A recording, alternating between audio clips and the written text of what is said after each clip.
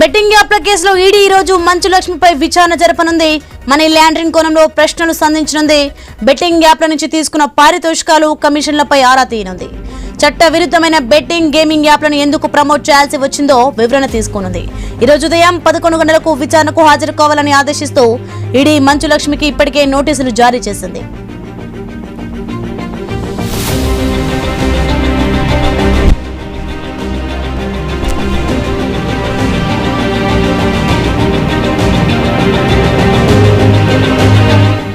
ఇక ఈ కేసులో ఈడీ ఇప్పటికే ప్రకాష్ రాజ్, విజయ్ దేవరకొండ, రానా దగ్గుబాటిపై విచారణ జరిపింది. బెట్టింగ్ యాప్లను మళ్లీ ప్రమోట్ చేయబోనని ప్రకాష్ రాజ్ తెలిపారు. చట్టబద్ధమైన గేమింగ్ యాప్స్ ను మాత్రమే ప్రమోట్ చేశానని విజయ్ దేవరకొండ పేర్కొన్నాడు. లేటెస్ట్ గా రానా దగ్గుబాటిని 4 గంటల పాటు విచారణ జరిపారు. ఈరోజు మంచు లక్ష్మిని విచారణకు పిలిచారు.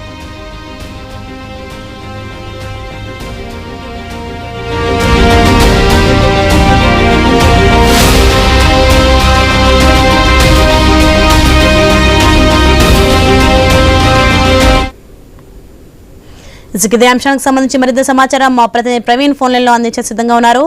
ప్రవీణ్, బెట్టింగ్ యాప్ల కేసులో ఈ రోజు ఈడీ మంచు లక్ష్మిపై విచారణ జరపనుంది. అలాగే ఈ రోజు మంచు లక్ష్మిని విచారణకు పిలువనున్నారు కదా, అయితే ఎన్ని గంటల పాటు విచారణ జరిగే అవకాశం ఉంది, ఏంటి ఏం సమాచారం?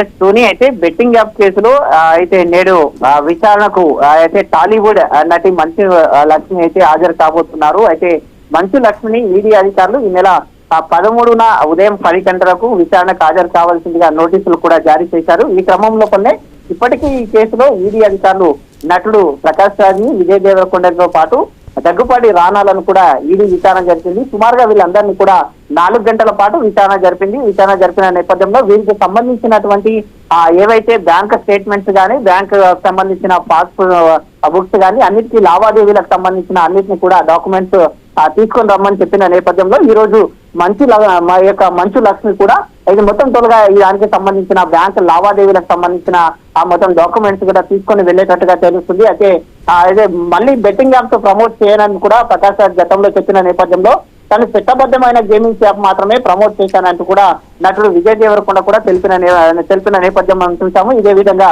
ఆ సిటీ నటుడు దగ్గుబాటి రానా కూడా 4 గంటల పాటు ఈడీ విచారణ జరిపారు.